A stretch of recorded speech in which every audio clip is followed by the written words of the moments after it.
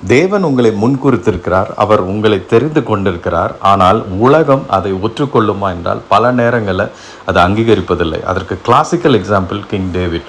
டேவிடை Samuel அபிஷேகம் பண்ண அவர்களுக்கு வீட்டுக்கு போகும் பொழுது அந்த குடும்பத்தினார், அவருடைய சகோதரர்கள், தகப்பன் யாருமே அதை நம்பவில்லை. இன்ஃபேக்ட் சாமுவேலே ஆரம்பத்தில் தாவீதை தான் அபிஷேகம் பண்ணணுமான்றதுல பெரிய சந்தேகம் அவருக்கு இருந்துகிட்டே இருந்துச்சு. இதுதான் இந்த உலகம் வெளி தோற்றத்தை பார்க்கிறது, ஆனால் கர்த்தரோ அவருடைய இருதயத்தை பார்க்கிறார். நம் இருதயத்தை ஆராய்கிற தேவன் நாம் யார் என்பதை அறிந்திருக்கிறார். வசனத்தில் சொல்லப்படுகிறது, சாமுவேல் தாவீதை அபிஷேகம் பண்ணுகிறார். யார் நடுவிலே?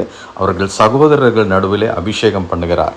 அப்போது இந்த அபிஷேகம் பண்ணப்பட்டாலும் அவருடைய குடும்பத்தில் இருப்பவர் யாரும் இதை நம்பவில்லை. மீண்டும் அவனை ஆடு மேய்க்கத்தான் அனுப்புகிறார்கள். ஆனால் அதை குறித்து தாவீது எந்தவித கவலையும் எந்தவித கம்ப்ளைனிங்கும் இல்லாமல் கர்த்தருக்குள் சந்தோஷமாக அவன் வேலையை பார்க்க ஆரம்பிக்கிறான். இப்படித்தான் தேவன் நமக்குள்ள ஊற்றப்பட்டிருக்கிற அபிஷேகத்தை பலரும் புரிந்து கொள்ளாமல் நாம் என்ன செய்தாலும் தேவனுக்கு வைராக்கியமாக நிற்கும் பொழுது நம்மை பார்த்து சிரிப்பார்கள், ஏளனமாய் பேசுவார்கள். ஆனால் இருந்தாலும் அதற்கு நம்ம ரியாக்ட் பண்ணாமல் கர்த்தர் ஏன் நம்மை அபிஷேகம் பண்ணிருக்கிறார், அவருடைய சித்தம் என்ன என்பதை ஃபோக்கஸ் பண்ணி ஆண்டவரோடு நம்ம நடக்க ஆரம்பிக்கும். இந்த உலகமே நமக்கு எதிராக இருந்தாலும் ஏளனமாய் பேசினாலும் கர்த்தர் நம்மோடு இருக்கிறார். அவருடைய அபிஷேகம் சகலத்தையும்